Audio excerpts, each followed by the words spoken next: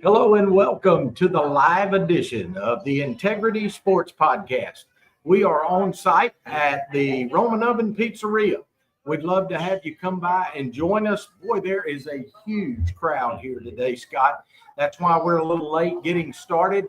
I had to get another Wi-Fi connection, but come by and join us. We'll be here for about the next 45 minutes. Enjoy some great food and some good fun at the Roman Oven. I'm Tim Estes. I'll be your host. I'm joined each week by my good friend Scott Westbrook, and our show is brought to you by Harper's Tree and Stump Removal. If you have any tree trimming, tree removal, or stump removal needs, Harper's Tree and Stump Removal has you covered. They can also haul rock and sand. They do driveway work and can also do horizontal grindings of large wood debris piles. Give Keith a call at 229-314-2048 or at 229-938-2412. The Integrity Sports Podcast, brought to you by Harper's Tree and Stump Removal. Welcome to the Integrity Sports Podcast, covering local sports in the Southwest Georgia area, creating content that is factual, positive, and informative, promoting efforts by athletes, coaches, sports administrators, and sports personalities. Thanks for making the Integrity Sports Podcast a part of your weekly routine. Now here's your host, Tim Estes.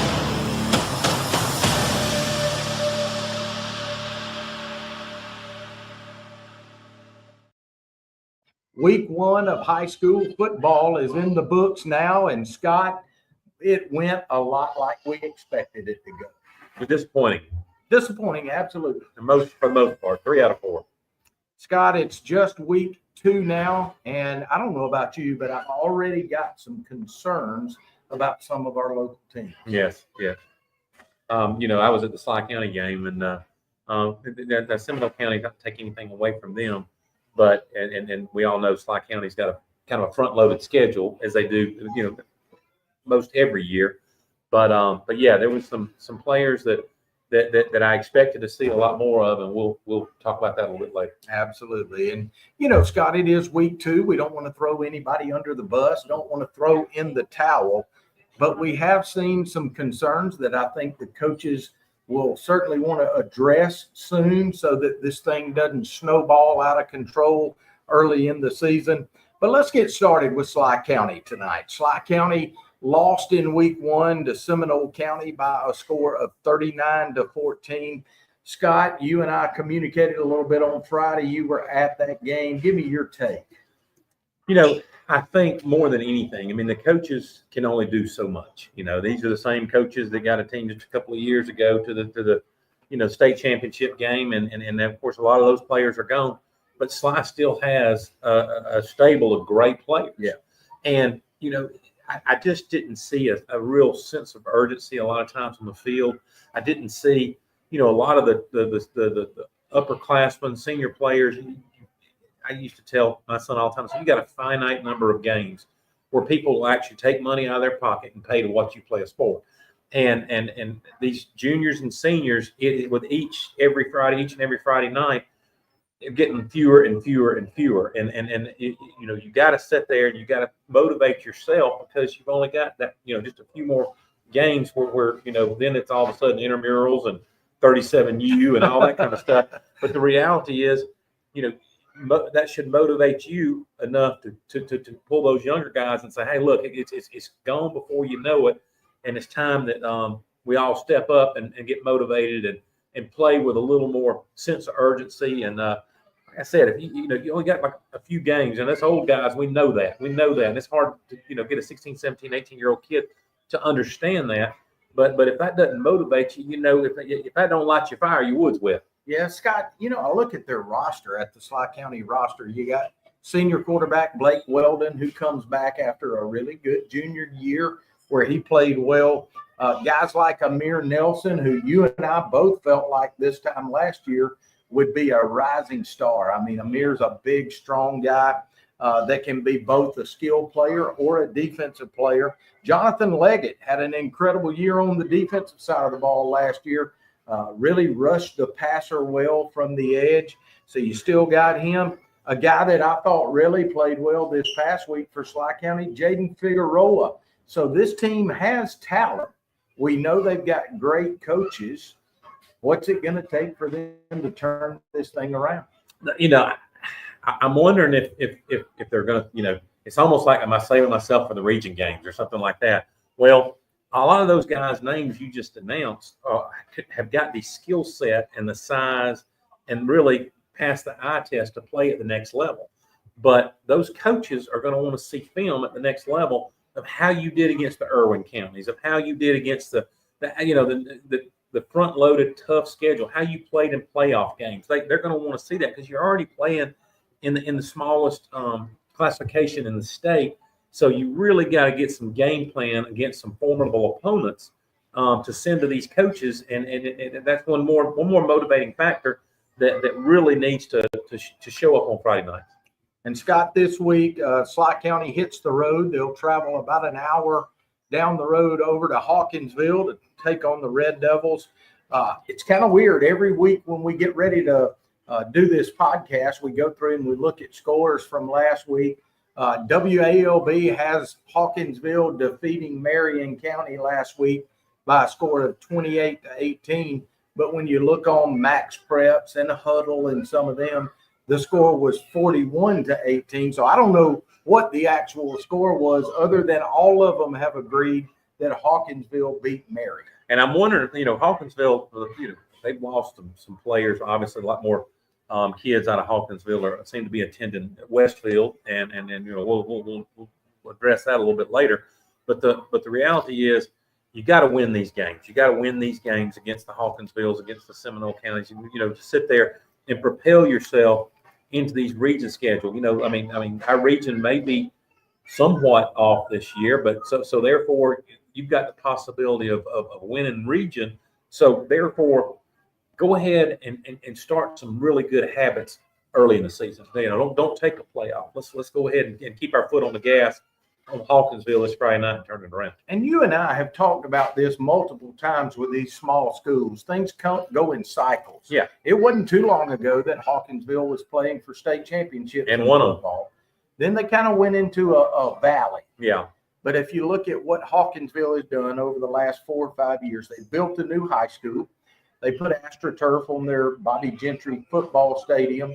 The culture is starting to come up, and you're starting to see the wins, not just in football, but in all sports, start to come back. Mm-hmm. So I am seeing an upward trajectory for Hawkinsville. Right. Yeah. I think ever since Earl Dupree left, they just really haven't had much there. That's one thing that I've heard one of the Sly coaches say, and so therefore, but we'll find out Friday night. I'm hoping tomorrow night that the Sly County team and players that we know and how they'll step their game up and really kind of get that head hunting and get that motivating sense of urgency. I say it over and over again, but that just really where you can see it on the field. We hope you'll stay with us until the end of this broadcast tonight. We will make our predictions on all 3 of our area teams. But once again, Sly County traveling down the road to Hawkinsville to take on the Hawkinsville Red Devils. Our show today is also brought to you by our friends at Carter's Fried Chicken. They're located at 206 Tripp Street in Americus. Their owner, Mike Shaddles, and his staff have been feeding Southwest Georgia for more than 30 years. They offer daily lunch specials featuring baked or fried chicken, pork chops, and vegetables, and they do it all at an affordable price. Carter's Fried Chicken is a supporter of all of our area teams and wishes everyone the best of luck in this 2025 season. Thanks again to Carter's Fried Chicken for sponsoring this segment of the Integrity Sports Podcast. That'll get us to our next local team, the Southland Academy Raiders. And the Raiders kind of ran into a buzzsaw this past Friday night as they traveled to defending GIAA Class AAA state champion Deerfield Windsor. Here's something, Scott, I think everybody's got to know up front. Southland's got 27 total players, which is more than they had last year, and that's a good thing. But they're facing last week a Deerfield team that had 19 returning seniors. Mm-hmm. So almost as many seniors as they Southland had players. So Deerfield, Windsor with nearly 60 players. And Scott, I listened to the first half of this game on the radio, and Southland really shot themselves in the foot a lot. 3 turnovers that led to 3 Deerfield scores, and this one got out of hand early. I think Deerfield's probably playing some of the best football. I mean, when you sit there and you're dressing out 60 players on the sidelines, and you got 19 returning seniors, you can hold your own in most lower GHSA classifications. You know, I mean, that's a strong number, and everything. The reports that I heard that Deerfield, the way they're playing, they're playing top shelf football right now, and so it's going to be tough for anybody to go in there and catch them sleeping. It really, my take was, it kind of was a 2 bullet point type game. You know, you listen to that from start to finish, and it became a numbers game late. You know, you got 27 players, and boy, you're trying to make it respectable toward the end. And let's give credit where credit's due. Southland never quit. Their kids fought hard all the way to the end. Right. They scored 13 points in the second half, but it was a little too late. The other bullet point would be simply the numbers game. Yeah. You know, and 60 players versus 27, when those 27 players are good and Deerfield's first 27 are good, their next 30-something are pretty good, it makes a difference. Well, you don't have to be a Bill Parcells to be able to sit there and just look at the 2 sidelines before the game and make an educated opinion about what's going to happen, you know. And you know, like you said, it was a game, and I hate to say it, but I'm afraid Southland's got a similar situation this week. Absolutely. Southland will take on the Westfield Hornets. That'll be down in Perry, Georgia, 7:30 on Friday night. Scott, one other point I want to make about this before we get into the Westfield matchup. Mm-hmm. This was quarterback Mac McMichael's first game back. He was injured all last year, had a great summer camp, worked out hard, fully rehabbed, but it's going to take a little time to get his feet up. Oh goodness, yeah. Oh, definitely. I mean, it would have been great if he could have played a whole season last season and had that to build on. But the injury bug just saw to it that didn't happen. So yeah. I mean, and once again, let's be honest. Southland, a lot like Sly, has got a front loaded schedule. Yeah, they got some tough games front. You know, it's survive and get better. And you know, until you get into your region play and things, I think then all of a sudden you're going to see. You know, when you're playing on a more level playing field, you'll see, you know, what you really have then. So as Scott mentioned, the Raiders travel to Perry to take on Westfield. If you look at what Westfield did in week 1, they took on Brookwood, who's been down for several years, Brookwood out of Thomasville. And Westfield got a 44-0 win over Brookwood. Westfield is another Class AAA school, so a little larger than Southland Academy. And many of you that are watching this program tonight will remember last year in Deerfield's state championship run, really their only close game was a game with Westfield that went all the way to the end, and Deerfield was able to win it. So Westfield, in my mind, Scott, is not much less of an opponent than Deerfield. No, that's what I had, and that's why I'm tying it right in to saying, look, you're going out of the fryer into the fire. It seems like so Southland has really got to play sound fundamental football and hope they can, you know, catch Westfield sleeping a little bit and keep it close to the end. So Scott, without really predicting the score yet, let's just talk quickly about what Southland's goal going into this game will be. You know, you're facing a tough opponent. What are your goals as you go in? The first goal is to win any game you play. Yeah. Obviously, that's it. But realistically, I think that you want to make a respectable, strong showing. You want to know kind of where you're weak in and try some different things against a formidable opponent. And if it works against a Westfield, it's going to work probably later in the season against some of the teams that you're more evenly paired against. Absolutely. So, again, Southland Academy at Westfield. That game will be at 7:30 in Perry. This will be kind of a homecoming for Southland coach Chance Jones. His dad, Ronnie Jones, of course, was the longtime head football coach at Westfield and really a legend in the GIAA and a good guy. Just a really good guy. I know he's got a lot of friends over on the Southland side. Tonight's show is also brought to you by the Marty McDonald State Farm Insurance Agency, located at 925 Martin Luther King Jr. Boulevard in Americus. Go by and see Marty, Mary Lynn, or any of their staff and let them discuss your insurance needs.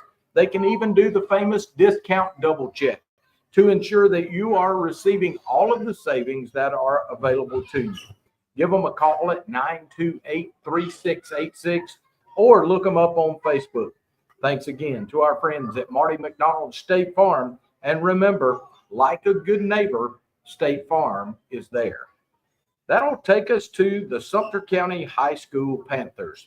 They got off to a great start in week 1 with a 23-15 win over the cross the river rival, Crisp County Cougars.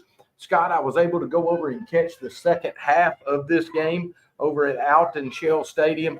And I'll tell you this, from the time I walked in, it reminded me of old-time America's High football. Both sides of the stands were packed. They call this the Battle of the Flint, and you could see it when you walked in the stadium. Thousands of people on both sides, just a good atmosphere. Yeah, well, you and I were texting back and forth, calling back and forth during the games, and it's got to make the Sumter County fans happy to be here after such a long time in the valley. It's kind of nice to be on the mountain again. Coach Will Rogers and his team are very impressive. Here's what stuck out to me. I haven't been able to watch very many Sumter County games over the last few years, but being there and knowing what I've been used to watching, just the speed of the game at that level and the number of raw athletes that were on the field for Sumter County, just very impressive. And this is what we're talking about with Sly County also, how we brought it up earlier. The stars for Sumter County showed up and showed out. They did. And it's like they were chomping at the bit, ready to get out there. They were motivated. They were, AJ Kears knows this is his last season, but I believe of a freshman that's coming in that's just equally as impressive. So it's showing that they're reloading rather than just rebuilding. They're going ahead and prepping kids for the future on Friday nights. And I want to start right there, Scott. You mentioned AJ Kears. We've seen some highly touted athletes at several schools in our area that they commit before their senior year, and they kind of dial it in. They don't want to get hurt or whatever. AJ Kears certainly played at full speed Friday night, had a big-time interception from his linebacker position and had a good return on that. Very impressed with what AJ did. You mentioned the freshman. His name's Aiden Robinson. They call him Pocket. Maybe one of the best young athletes I've seen in many, many years come through here. Aiden's going to be a star at Sumter County. The guy that I walked away really impressed with was their kicker and their punter, the same guy, Juan Aguirre. Juan had a 37-yard field goal that would have been good from 55 yards. I mean, just really at the top of the sticks when it went through. And he had 2 punts while I was there that looked like I was at Auburn. I mean, it was a D1 level punt over the lights, a perfect spiral that turned over, probably 45 to 50 yards in length. That kid's impressive. The kicking game is such a weapon when you have a good one, especially in the lower classifications. You expect to see it in the big classifications. I mean, you've got such a huge population pool and soccer and other, kicking camps and all that's a lot more prevalent than it is, say, in these rural areas. But Marion County, the state championship they won a few years ago was largely attributed to the kicking game. As soon as when Marion County, quote unquote, screwed up a series, he would flip the field. Yeah. And people don't realize how important that is when you sit there and you give it. It's a huge difference when you give a team a ball at the inside the 20 as opposed to the 45 or 50. And so that right there makes a huge difference in these classifications. So the kicking and punting game is a lot of times is overlooked because a lot of these schools just don't have the population pool or the talent or the kids with the skill set to draw from and turn them into kickers. But it sounds like Sumter County has got all 3 facets of the game. And firing on all cylinders. I think so too. And a guy that I don't want to leave the broadcast without mentioning. We mentioned him last week as an impact player, linebacker Kendall Thomas. Mm-hmm. Man, he's just all over the place, Scott. He was on all sides of the field, had 2 pass breakups that one of them I felt like he could have intercepted, and I think he just wanted to hit the guy. Yeah. He's a headhunter, and Kendall Thomas, I saw where this week on social media he was one of the group's player of the weeks. So Kendall Thomas, just a load of athletes. It's going to be fun to watch Sumter County this year. This coming week, Sumter County will travel up Highway 19 a couple of hours, and they'll take on the Griffin Bears. Griffin has been down in football for a few years, but Scott, I noticed in week 1, they had a really good game at Tiff County, a 6A school, and Tiff County came out on top 35-31. This is going to be a game that Coach Will Rogers needs to get his kids pumped up for. They can't go into Griffin and take this lightly. It's a relatively long haul from here to Griffin, so they've got a long ride up there. But yeah, this is if they come out with the same tenacity and the same motivation this Friday, tomorrow night, or this Friday night that they did last Friday night, that makes the coach's job a lot easier. You're right. If you can't make it up to Griffin, make sure you're enjoying Donnie McCrary, Logan Luton, and Doug Gooden. They'll have the call. They'll be on 94.7 WDEC. Coach's Corner starts at 7:05, and then the pregame will start at 7:20. Doug Gooden, Logan Luton, and Donnie McCrary. Sumter County against Griffin. Scott, that does it for all of our 3 local area teams that we focus on, but I want to spend a little time going over the games outside of our local area that we predicted last week. And I think you and I got some shocks on this one. Mm-hmm. And it's going to be interesting to see how they wind up. You and I both picked Macon County to win over Southwest Macon last week. And this was a shocker to me. The Macon County Bulldogs lost to Southwest Macon, and it wasn't close, 44-7. It was. And see, Southwest Macon, they haven't necessarily put up some really strong teams these past few years. So I figured Macon County, if they didn't win, it would at least be close. So, the jury's still out on Macon County. This week we'll find out where they really are, because they'll play a team that also had a pretty big loss last week. Absolutely. They're going to face Bowden at Bowden, and we all know about the last few years up at Bowden. We'll have to see how they recruited. One thing I can tell Macon County fans that will be going up to Bowden, make sure and take your money to pay for parking, because they will charge the visiting team for parking. Scott, we looked at Georgia High School Football Daily, and Bowden is a 21-point favorite. Well, they may have got some kids eligible that weren't eligible in that first game. There's a lot of things that can happen with Bowden, as we know, and who knows? Maybe the GHSA has started giving them the side eye a little bit, and has made it a little more difficult on them, and that's transcended to the field like it did last Friday night. So we'll see. We'll see what Macon County does. The one guy that Bowden will focus on, and Macon County, you need to make sure and keep 2 guys on him. He's a wide out. He's a University of Georgia commit, about 6'6". His name is Caden Prothro. Mm-hmm. Scott, we know all about him. He's a fantastic athlete. He'll be a weapon that Macon County needs to be aware of. We saw him. He's been a starter since his freshman year. So, yeah. All right, Scott, I'm going to pick Bowden since they're going to be at home. I don't know if it'll be a 21-point win, but I think Bowden's certainly a favorite. As much as I hate, I can just see my wife peering through right now, saying, "You better not pick Bowden." I'm going to have to do the same thing to kind of recruit some of the losses I had last week. Yeah. I hope Macon County proves me wrong. Here's another one that was a little bit of a shocker to us. Taylor County. We both thought that they would go out with a win over Jasper County. It was a respectable game. Jasper County came out on top 34-24. This week, the Vikings will be at Wheeler County, and Wheeler got an opening win, 20-12 over Wilkinson County next week. Wheeler right now is listed as a 4-point favorite. I don't know how accurate that is.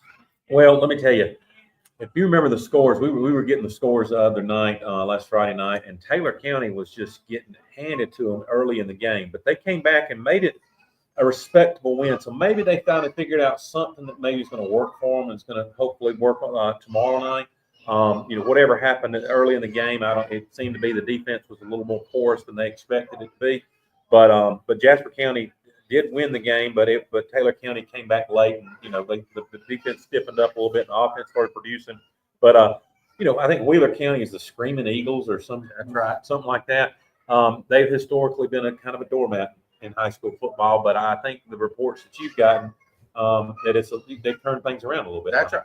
So I'm still going to go with Taylor County, but it wouldn't surprise me if Wheeler County won it, since they have apparently turned things around. I think it's going to be a close one. Taylor County, we hope, gets it figured out. Scott and I are both going to give Taylor County the nod in a close one. Lee County absolutely destroyed Warner Robins last week. And you and I both picked Lee County to win. But, Scott, I didn't think it would be 45-7.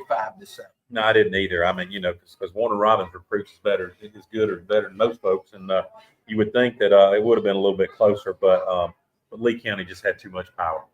This week, the Lee County Trojans will host Hateville Charter. It wasn't long ago that Hateville Charter was in the AA state championship. And I'm not sure what classification they're in now, but my gut feeling, Scott, is this is a payday game for Hateville Charter, and they'll come to Lee County, give it everything they got, collect their paycheck for playing there. But I think Lee County rolls. I think Lee County rolls, but you can't overlook Hateville because they've still got that talent pool. They've got a lot of athletes right there in that general area. So, I mean, I feel like that Hateville may even make a stronger showing than Warner Robins, but we'll see. I don't know. Who are you going to pick? Oh, Lee County, obviously. Okay. Yeah, we'll go with Lee County. I'm just, trying to give Hateville a little hope. There you go. Marion County, we know they lost their week 1 opener to Hawkinsville. It was either 28-18 or 41-18. If somebody knows that, we hope you'll let us know. Regardless, they'll take on First Presbyterian. First Presbyterian had a big win last week, Scott. FPD's been rolling pretty good here recently. So, I mean, it's not any surprise that they're starting to schedule some GHSA opponents, and especially early in the season outside their region. So this week, since Marion County kind of, I would like to think that they're going to beat FPD, but FPD's had a winning tradition for a few years. I guarantee you they're licking their chops, wanting to prove themselves in the GHSA. So I'm going to go with FPD on this one. I'm going to go with FPD. FPD beat Eagles Landing Christian, who for years and years had won multiple state championships, but beat them 41-7. It wasn't close. Coach Brett Collier, former Southland Academy Raider, is now a coach over at First Presbyterian. And Georgia High School Daily has First Presbyterian as a 16-point favorite. I think that's being friendly to Marion County, but we're going to go with First Presbyterian for the win. That'll get us down to prediction time for our 3 area local high school teams. And this is tough every week, Scott, because you want to be realistic about it. But at the same time, you want to give a nod to the local guys that we support. But we're going to do our best today to be just 100% honest. Let's start with Sly County. They're on the road at Hawkinsville. Hawkinsville is an underdog at their home place. Georgia High School Daily has Sly as a 10-point favorite. Yeah, and I want Sly to win. I'm going to pick Sly to win, but they ain't going to win by 10 points. Okay. They're going to have to. If I could, and I know Coach Alford and all the coaches are but you older guys, you leaders on the team, you guys that want to play at the next level, show it every single play on Friday night, because I'm telling you what, if you think that a school is going to recruit you just on the film you send them, no sir. It's too competitive now, especially for kids coming out of high school. They're going to call if they know an opponent's coach. If they know a team, if there's a coach at a school you want to go to, they're going to look at your film, but they're also going to say, hey, I see you play Hawkinsville. I went to college with one of their coaches. I'm going to call him and say, hey, how did number such and such do against y'all? Well, it looks like he took a lot. We thought he was going to do a lot more than he thought. Right there, that cost you a scholarship, Yeah. So, I mean, I'm telling you, boys, you've only got a finite number of games where people will actually take money out of their pocket and pay you to play every single play like it's your last one. I'm going to differ with you on this one. The game's at Hawkinsville. Hawkinsville started the season with a win. Sly County started the season with a loss. I'd love to see the Wildcats win and start 1-1, but they're going to have to prove to me that they can do that first. So I'm going to say the fact that they're at home gives Hawkinsville the nod in a close one. Sly County proved me wrong. All right, Southland Academy travels over to Perry to take on Westfield. Westfield is a 16-point favorite in their home stadium. What do you think? I think Westfield is just, it's a higher classification. They got more kids. They got a stronger talent pool to draw from because of the population numbers.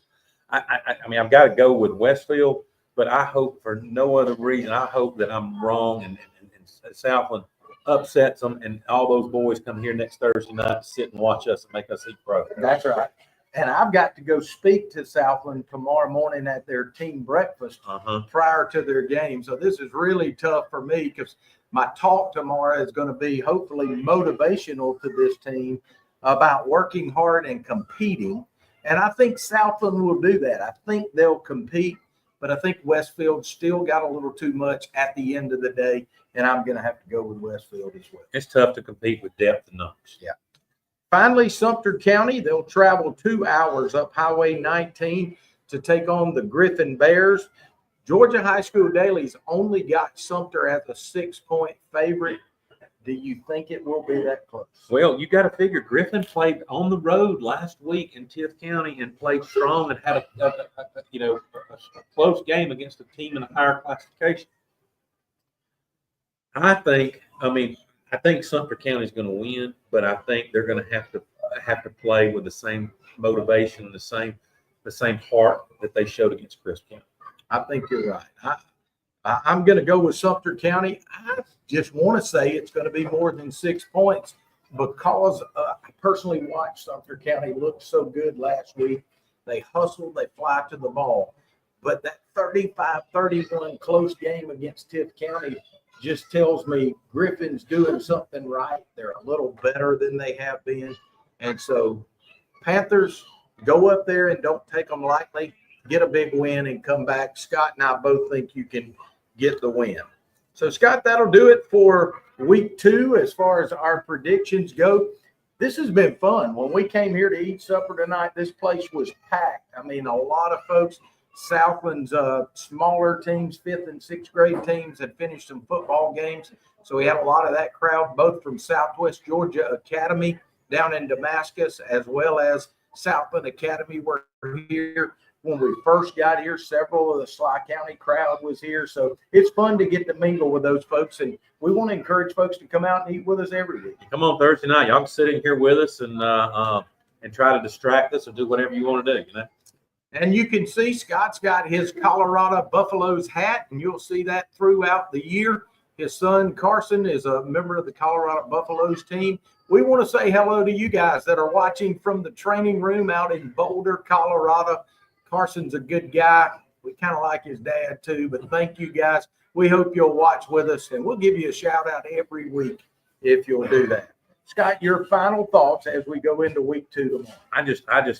I wish I could take 56 years of wisdom and put it in these kids' brains and just say, listen, you've only got a few more nights in which you can put on that uniform and go out there and play. And there's so many guys in our area who've got next level talent, but they got to show it on Friday nights. They got to show it. And that's what I hope to see this week. I hope to see, a lot of the players play with the same drive and tenacity that AJ Kearse and some of the others at Sumter County showed this past Friday night. My words of wisdom this week are this. If you're a freshman or a sophomore that puts on a uniform tomorrow night, not expecting to play, if you just kind of wear the uniform and you're a second teamer or a third teamer that doesn't usually get to play, go into tomorrow night knowing that you've got to do at least one thing to help your team. If you're a senior or a junior or even a sophomore that gets a lot of playing time on one of these teams, somebody's got to step up and be a leader. All 3 of these teams can have a good season, but it's going to take player leadership to do it. We hope you'll step up tomorrow night. We want to remind you that we'll be here at the Roman Oven again next Thursday night at 7:15 for the Integrity Sports Podcast Live. Scott and I would love to have you come by and have supper with us. Thanks again to our sponsors, Harper's Tree and Stump Removal, Carter's Fried Chicken, and Marty McDonald State Farm Insurance Agency. Go out and support your favorite team tomorrow night. All three area teams are in action. And for my friend, Scott Westbrook, I'm Tim Estes. Thanks for watching. So long, everybody.